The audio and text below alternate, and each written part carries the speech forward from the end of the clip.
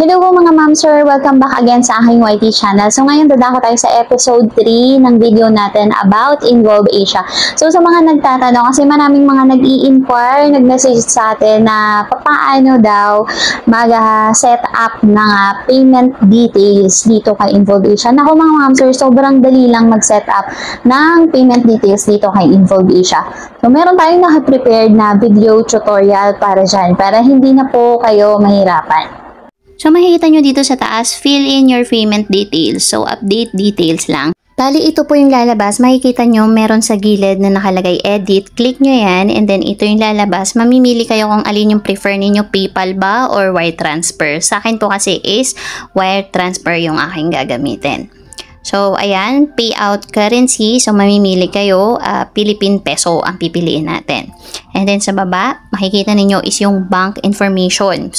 So, yung bank country, lalagay natin is, syempre, Philippines. And then, yung ating bank name. So, sa akin is Philippine Savings Bank, yung aking account. So, kaya yan yung ating pipiliin. Philippine Savings Bank. Okay, so yung kanyang Swift code, automatic lalabas na yan. So, no need nyo na mag-search sa Google. So, bank account details. So, kailangan nyo rin i-fill up po lahat ng hinihingi sa inyo dyan sa bank account details. Okay, bank account number, bank account name, bank account type. So, individual yung sa bank account type. Yan yung pipiliin natin. Then, email address, and then yung ating contact number. After ninyo ma-fill out lahat yan, click nyo lang itong save sa gilid. So, since tapos ko na i-fill out lahat, click na natin tong save. So, ayun ang nakalagay. Your payment details have been updated. So, okay na yun mga ma'am sir once na ang nakalagay is ganyan. So, ganun lang po kadali mga ma'am sir maglagay ng inyong payment details dito kay Involve Asia. So, sa mga nagtatanong, bakit daw pinasok ko yung affiliate marketing? So, mga ma'am sir, isa sa nagustuhan ko kasi sa pag-affiliate marketing is baba ng risk niya. Compare doon sa mga negosyo or online business na kailangan mong maglabas ng pera. So, dito, kailangan mo lang talagang aralin platform na to kay Involve Asia.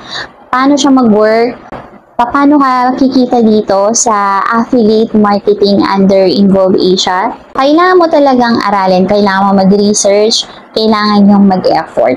So, karamihan kasi mga ma'am sir, kapag nalaman nila na, ay ganito, ang dami palang gagawin, ganito, ganyan.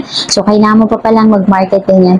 Yes, mga ma'am sir, kasi kailangan mo talagang mag-effort once na pinasok mo ang affiliate marketing, and kailangan may nakaprepare po tayo na meron tayong mga social media platforms na gagamitin natin to interact with our audience para ma-promote yung mga products na napili nating i-promote. So, Lazada ba yan? Shopee ba yan? At saka maganda rin mga ma'am sir na nagre-research tayo. Kasi dito kay Involve Asia, aminin ko sa inyo, nag-research talaga ako, nanood ako ng mga tutorial video. Actually, hanggang ngayon, inaaral ko siya kung paano pa mas kikita dito kay Involve Asia. So, wala pong nag-guide sa akin, walang nagturo sa akin. So, inaaral ko talaga. So, inaaral ko talaga yung sistema niya para naman kahit paano is ma-share ko naman dito sa aking YT channel. And also, para makatulong din sa ating mga kababayan na gustong kumita online. And that's all for our episode 3 na ating video dito kay Involve Asia. If you think na nakatulong, please like and subscribe, and hit nyo na rin po ang notification bell para lagi po kayong updated sa ating mga bagong videos. So, yun lang mga ma'am sir. Have a nice day. Thank you for watching and see you on my next video. Bye po!